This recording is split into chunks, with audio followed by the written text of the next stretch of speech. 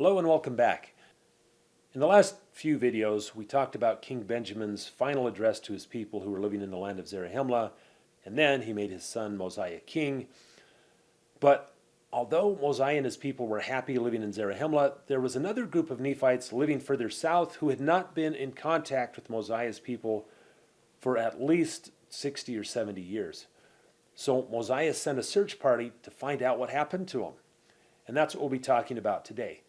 But now it's time for the trivia question, which plays right into today's discussion. What was the name of the land that the Nephites left behind when they fled from the Lamanites and traveled northward to Zarahemla? After Lehi's group landed in roughly 592 BC, the Nephites and Lamanites lived together briefly. Then, in 2 Nephi chapter 5, Nephi was warned to take as many people as who would go with him and flee into the wilderness. They traveled for several days before they finally stopped and pitched their tents in a land they called the land of Nephi. And eventually they formed a city called the city of Lehi-Nephi. After this, the city of Lehi-Nephi in the land of Nephi is where the Nephites lived for the next several hundred years. But the Lamanites were not far away and were a consistent, persistent, ongoing threat. We don't have specific information about what happened, but in Omni 1:12, Amaleki tells us that King Benjamin's father, also named King Mosiah, was warned of the Lord that he should flee out of the land of Nephi, and as many as would hearken unto the voice of the Lord should also depart out of the land with him. So in answer to the trivia question, the land they left behind was called the land of Nephi. And for bonus points, you could say that they left the city of Lehi-Nephi.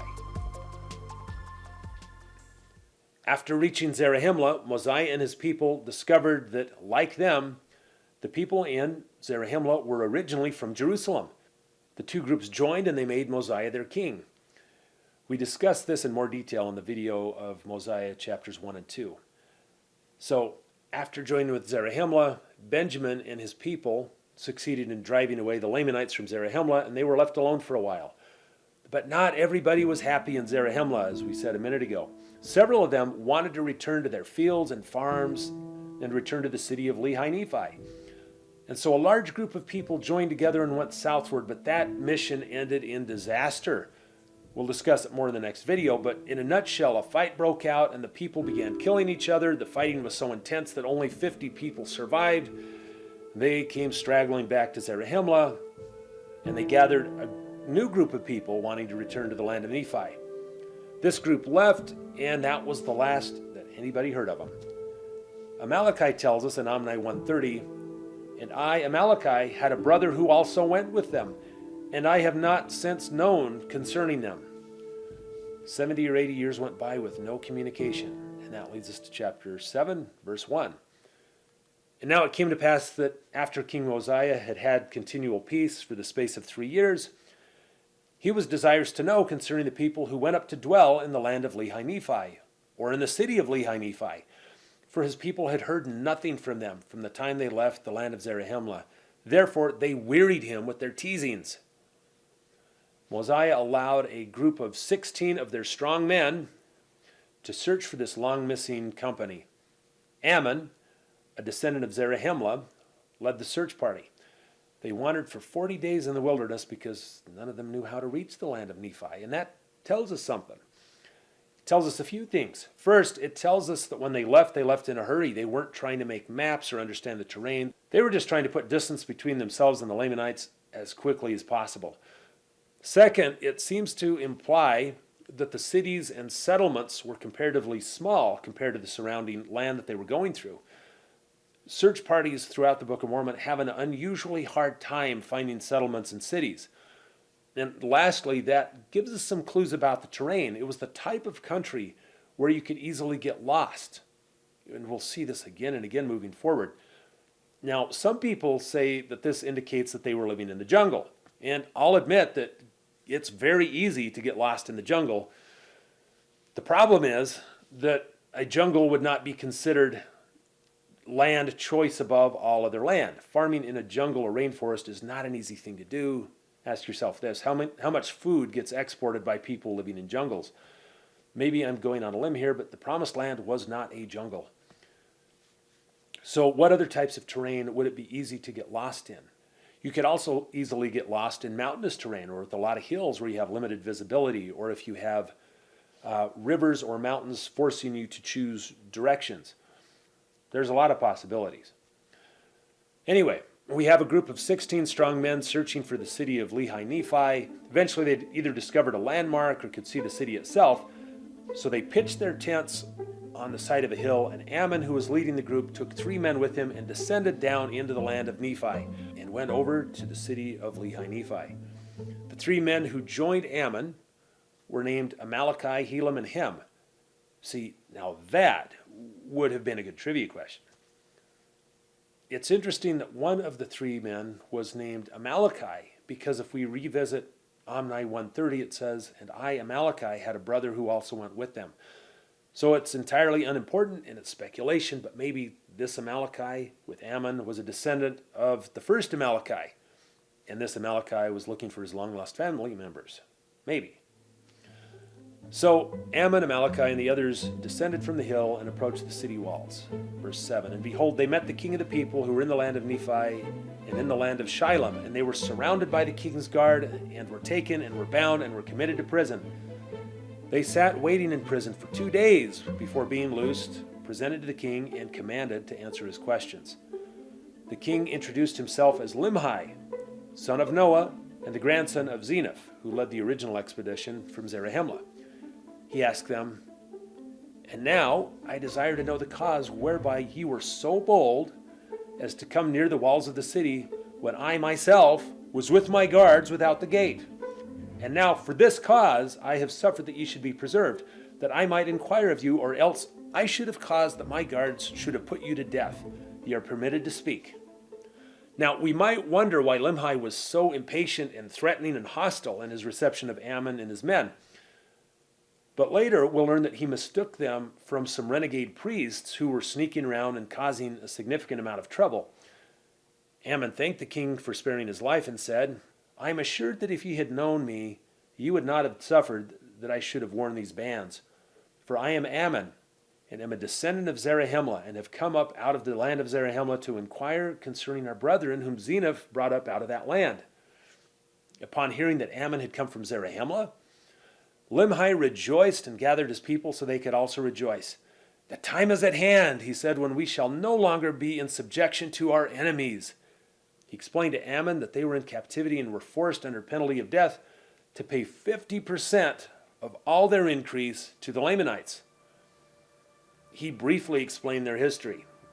Zeniff was the name of the man who led the group from Zarahemla to reclaim the land and city of Lehi-Nephi. Zeniff was, the term they use is overzealous, to inherit the land of Nephi, and thus he allowed the Lamanites to lure him into a trap. The Lamanite king gave them permission to settle, resume farming the land of Nephi, because, as we are told in verse 22, all this he did for the sole purpose of bringing his people into subjection or bondage. And that's what happened. The Lamanites let them get established, and then the Lamanite king imposed a tax on all their crops and flocks and herds. And now 2 generations later, their situation was even worse. Limhi and his people currently had to give the Lamanites, as he said, half of everything they grew. Their corn, their barley, their grain, their flocks, their herds, and so on. Limhi lamented that it was his people's wickedness that got them into their current state. Verse 25, "For if this people had not fallen into transgression, the Lord would not have suffered that this great evil should come upon them. But behold, they would not hearken unto his words. But there arose contentions among them, even so much that they did shed blood among themselves. And a prophet of the Lord have they slain. Yea, a chosen man of God, who told them of their wickedness and abominations, and prophesied of many things which are to come, yea, even the coming of Christ. There had been a prophet who came prophesying among them, who prophesied of the coming of Christ, and they'd killed him. And because he said unto them that Christ was the God, the Father of all things, and said that he should take upon him the image of man, and it should be the image after which man was created in the beginning, or in other words, he said that man was created after the image of God, and that God should come down among the children of men and take upon him the flesh and blood and go forth upon the face of the earth. And now because he said this, they did put him to death. And many more things did they do which brought down the wrath of God upon them. Therefore, who wondereth that they are in bondage, and that they are smitten with sore afflictions? The prophet he was talking about, we'll learn a little bit later, was named Abinadi, and we'll talk about him extensively in some upcoming videos. And then King Limhi gathered his people together and asked Ammon to give them news of Zarahemla, what had happened in the last 80 years. So Ammon told them. And then in verse 3, he also rehearsed unto them the last words which King Benjamin had taught them, and explained them to the people of King Limhi so that they might understand all the words which he spake. Quote, he rehearsed unto them King Benjamin's talk. I find it fascinating that Limhi's people in the land of Nephi received the same message as Benjamin's people. They just didn't hear it firsthand, but instead they heard someone else rehearsing it to them. But that was the same for a lot of the people who attended King Benjamin's talk. They had the message relayed to them by messengers. And then, just as King Benjamin did at the end of his message, in Mosiah 6:3, where he, quote, dismissed the multitude, every one to their own houses, King Limhi also dismissed his people, quote, every one unto his own house. And after everyone departed and they were alone, Limhi showed his people's records to Ammon. Then he asked, can you interpret languages? And he explained why he wanted to know.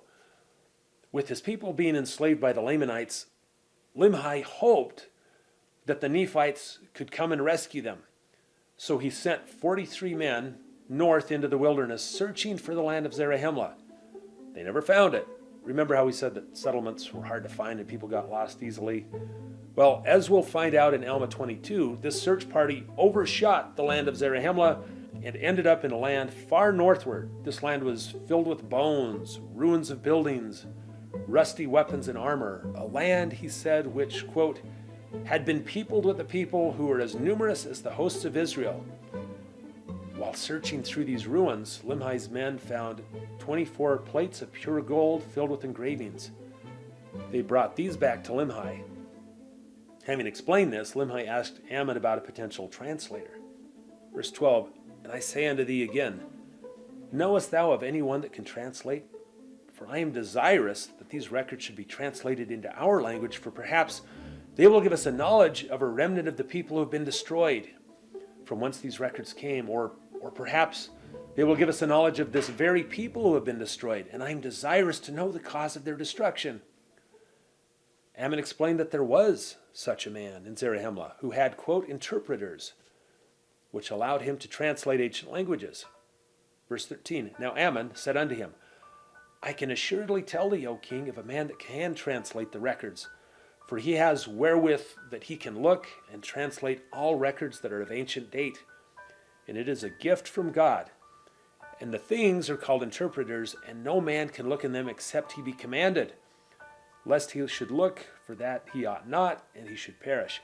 And whosoever is commanded to look in them, the same is called seer. And then he explained that a seer was a prophet and a revelator, and, quote, a gift which is greater can no man have. But a seer can know of things which are past, and also things which are to come. And by them shall all things be revealed, or rather, shall secret things be made manifest, and hidden things shall come to light. And things which are not known shall be made known by them. And also things shall be made known by them which otherwise could not be known. Thus, God has provided a means that man, through faith, might work mighty miracles. Therefore, he becometh a great benefit to his fellow beings. After hearing this, Limhi had an interesting reaction. He rejoiced, but not because there was a living prophet walking the earth, but because he had finally found someone to translate the plates which his men had found. Here's verse 19. And now, when Ammon had made an end of speaking these words, the king rejoiced exceedingly and gave thanks to God, saying, doubtless a great mystery is contained within these plates. And these interpreters were doubtless prepared for the purpose of unfolding all such mysteries to the children of men. As we'll discover later, the 24 golden plates discovered by the search party were written by the Jaredites, a group who came to the Americas at the time of the Tower of Babel. But we'll discuss their story later, much later. That's all we have for today. In the next few videos, we'll review the history of Limhi's people, starting with Zeniff, who led the original group from Zarahemla, his son, King Noah, and also the prophet Abinadi. But let's end today with a trivia question. This one may be easy for some of you. It's about the plates that the search party found far north in the land of desolation, as it came to be called. Who wrote those plates? Who was the author of the 24 plates found by Limhi's group of 43 men who went searching for Zarahemla? Leave your answer in the comments. And if you have any suggestions for a trivia question for me, email me at bomjourney@gmail.com. And we will see you next time.